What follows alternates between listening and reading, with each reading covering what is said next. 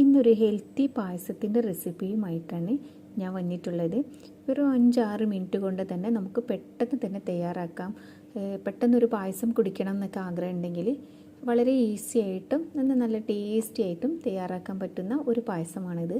അപ്പോൾ ഇതെങ്ങനെ തയ്യാറാക്കും നോക്കാം.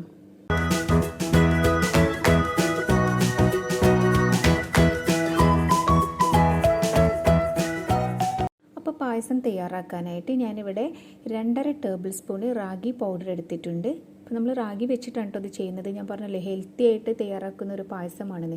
നിങ്ങൾക്ക് വേണമെങ്കിൽ ഫ്രഷ് ആയിട്ടുള്ള റാഗി മിക്സിയിൽ അരച്ചെടുത്തിട്ട് അതിൻ്റെ പാലെടുത്തിട്ടും ചെയ്യാവുന്നതാണ്. ഞാനിവിടെ റാഗി പൊടിച്ചെടുത്തതാണ് കേട്ടോ. ഞാൻ നേരത്തെ തന്നെ കഴുകി ഉണക്കി പൊടിച്ചെടുത്തതാണിത്.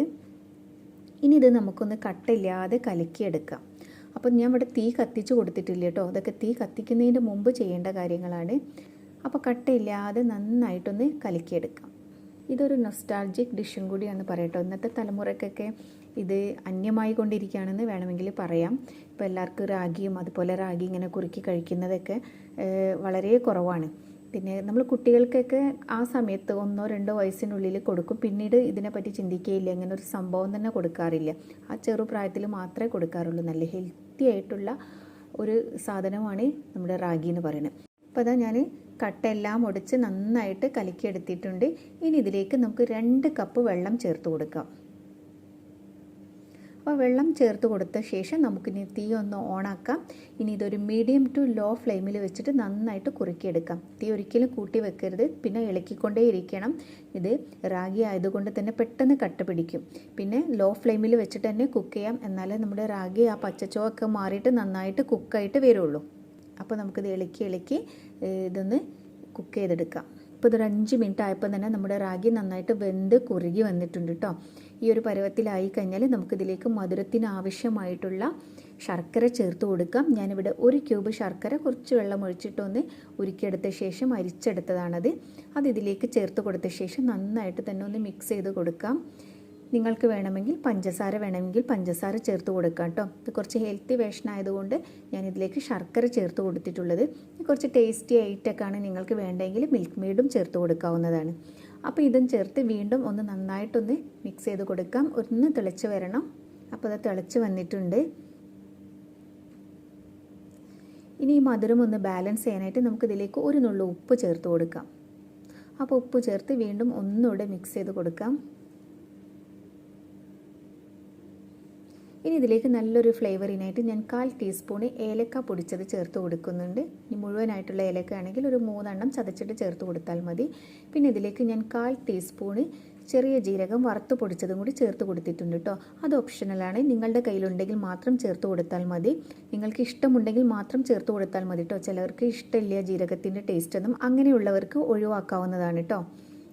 നമ്മൾ ശർക്കര ചേർത്തത് കൊണ്ട് ഈ ജീരകമൊക്കെ ചേർത്ത് കുടിക്കുമ്പോൾ നല്ലൊരു ടേസ്റ്റ് ആയിരിക്കും. അപ്പം ഇത് രണ്ടും കൂടി ചേർത്ത് ഒന്ന് നന്നായിട്ട് മിക്സ് ചെയ്ത് കൊടുത്ത ശേഷം ഇനി നമുക്കിതിലേക്ക് ഒരു 2-2.5 ടേബിൾ സ്പൂണിൻ്റെ അടുത്ത് ഫ്രഷ് ആയിട്ട് ചെരുകിയെടുത്ത തേങ്ങ ചേർത്ത് കൊടുക്കാം. അപ്പോൾ തേങ്ങയും കൂടി ചേർത്ത് നന്നായിട്ടൊന്ന് മിക്സ് ചെയ്ത് കൊടുത്ത ശേഷം നമുക്ക് തീ ഓഫാക്കാം. തേങ്ങയ്ക്ക് പകരമായിട്ട് നിങ്ങൾക്ക് വേണമെങ്കിൽ ഇതിൽ 1/4 കപ്പ് തേങ്ങാപ്പാൽ വേണമെങ്കിൽ അതും ചേർത്ത് കൊടുക്കാവുന്നതാണ് കേട്ടോ.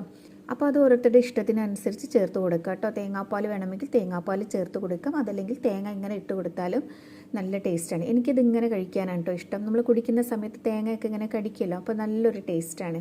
പിന്നെ ഇത്രയും മതി കേട്ടോ. ഈ ലൂസിൽ തന്നെ നമ്മൾ എടുക്കണം. ഇന്ന് ചൂടാറുമ്പോൾ ഒന്നുകൂടെ കുറുകി വരും. അപ്പോൾ ഇതൊന്ന് ചൂടാറി വരട്ടെ. ചൂടാറി വന്നതിന് ശേഷം നമുക്കിത് വിളമ്പാം. റാഗി ചൂടാറി വന്നപ്പോൾ ഒന്നുകൂടെ കുറുകി വന്നിട്ടുണ്ട്. അപ്പോൾ നിങ്ങൾ ഉണ്ടാക്കുന്ന സമയത്ത് ഇത് നല്ല തിക്കായിട്ട് വന്നിട്ടുണ്ടെങ്കിൽ ഇതിലേക്ക് വേണമെങ്കിൽ കുറച്ച് ചൂടുവെള്ളം ഒഴിച്ചു കൊടുത്താൽ മതി. അതല്ലെങ്കിൽ നിങ്ങൾക്ക് തേങ്ങാപ്പാലുണ്ടെങ്കിൽ തേങ്ങാപ്പാൽ ഒഴിച്ചു കൊടുത്താലും മതി കേട്ടോ. അപ്പം നല്ല ടേസ്റ്റി ആയിട്ടുള്ള നല്ല ഹെൽത്തി ആയിട്ടുള്ള നമ്മുടെ പായസം ഇവിടെ റെഡി ആയിട്ടുണ്ട്. ഇത് പെട്ടെന്ന് നമുക്കൊരു പായസം കുടിക്കണം എന്നൊക്കെ ആഗ്രഹം ഉണ്ടെങ്കിൽ തയ്യാറാക്കി നോക്കാവുന്ന ഒരു ഇതാണ്. പിന്നെ ഹെൽത്തി ആയിട്ടുള്ള ഒരു പായസം ആയതുകൊണ്ട് തന്നെ ഈ ഡയറ്റൊക്കെ ചെയ്യുന്നവർക്ക് ഉണ്ടാക്കി കഴിക്കാവുന്നതാണ്. റാഗിയും നല്ല ഹെൽത്തിയാണ്. പിന്നെ ശർക്കര അവർക്ക് കുറച്ചൊക്കെ കഴിക്കാവുന്നതാണ്. അപ്പോൾ അങ്ങനെയുള്ളവർക്കൊക്കെ ഇതൊന്ന് ട്രൈ ചെയ്ത് നോക്കാവുന്നതാണ്. അപ്പോൾ നിങ്ങളെല്ലാവരും ഒന്ന് വീട്ടിൽ തയ്യാറാക്കി നോക്കൂ. നല്ല ഈസിയാണ്, നല്ല ടേസ്റ്റിയാണ്, നല്ല ഹെൽത്തിയുമാണ്. അപ്പോൾ നിങ്ങൾക്ക് എൻ്റെ വീഡിയോ ഇഷ്ടപ്പെട്ടിട്ടുണ്ടെങ്കിൽ ലൈക്ക് ചെയ്യാനും കമൻറ്റ് ചെയ്യാനും അതുപോലെ തന്നെ ഫ്രണ്ട്സൊക്കെ ആയിട്ട് ഷെയർ ചെയ്യാനും മറക്കരുത്. അപ്പോൾ എൻ്റെ ചാനൽ ആദ്യമായിട്ട് ആരെങ്കിലും കാണുന്നവരുണ്ടെങ്കിൽ ഒന്ന് സബ്സ്ക്രൈബ് ചെയ്യാനും അതിൻ്റെ തൊട്ടടുത്ത് കണ്ട കുഞ്ഞു ബെല്ലൈക്കണില്ലേ അതുകൂടി ഒന്ന് ക്ലിക്ക് ചെയ്യാനും മറക്കരുത്. ഇനി പുതിയൊരു റെസിപ്പിയുമായിട്ട് നമുക്ക് വീണ്ടും കാണാം.